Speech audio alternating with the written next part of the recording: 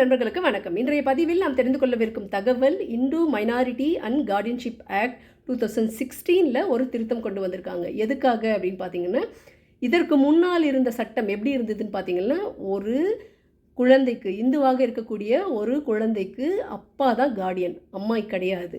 அப்பா உயிரோடு இல்லை அப்படின்னா மட்டும்தான் அம்மா கார்டியனாக முடியும். அப்பா உயிரோடு இருந்தால் அம்மாவிற்கு எந்தவித அதிகாரமும் கிடையாது.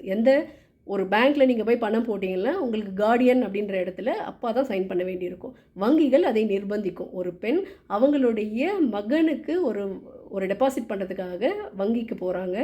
அப்பாவினுடைய கையெழுத்து வாங்கிட்டு வரணும் கார்டியன்ற பேரில் அப்படின்னு கேட்குறாங்க. இந்த பெண் சொல்கிறாங்க, நானும் அவரும் விவாகரத்து ஆக போகிறோம், என்னுடைய குழந்தைக்காக அவங்க எந்த வகையிலையும் அவர் ஹெல்ப் பண்ணல, அப்படி இருக்கும் பொழுது அவர்கிட்ட நான் போய் கையெழுத்து மட்டும் எதுக்கு வாங்கணும் அப்படின்னு கேட்குறாங்க. ஆனால் ரிசர்வ் பேங்க் ஆஃப் இந்தியா அந்த நார்ம்ஸ் படி அவங்க அனுமதிப்பதில்லை. நீங்கள் அதனால் அந்த பெண் பல நிலைகளை கடந்து உச்சநீதிமன்றத்தில் அவங்களுடைய வழக்கு பதிவாகிறது. இந்த வழக்கின் தீர்ப்பில் தான் நீதிமன்றம் என்ன சொல்கிறாங்க அப்படின்னு பார்த்தீங்கன்னா, இனி அப்பா மட்டும் இல்லை அம்மாவும் கார்டியன் அப்படின்ற ஒரு தீர்ப்பை இந்த வழக்கின் மூலமாக தான் நீதிமன்றம் கொடுக்குறாங்க. அதன் பிறகு தான் ஒரு அமெண்ட்மெண்ட் வருது.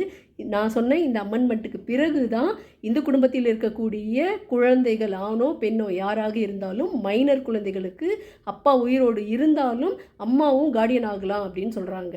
இப்படி ஒரு சட்ட திருத்தம் கொண்டு வருவதற்கு இந்த வழக்கை தொடர்ந்த ஒரு பெண் தான் காரணமாக இருந்திருக்கிறாங்க. இன்னொரு பதிவில் ஒரு நல்ல சட்ட தகவலோடு சந்திப்போம். நன்றி, வணக்கம்.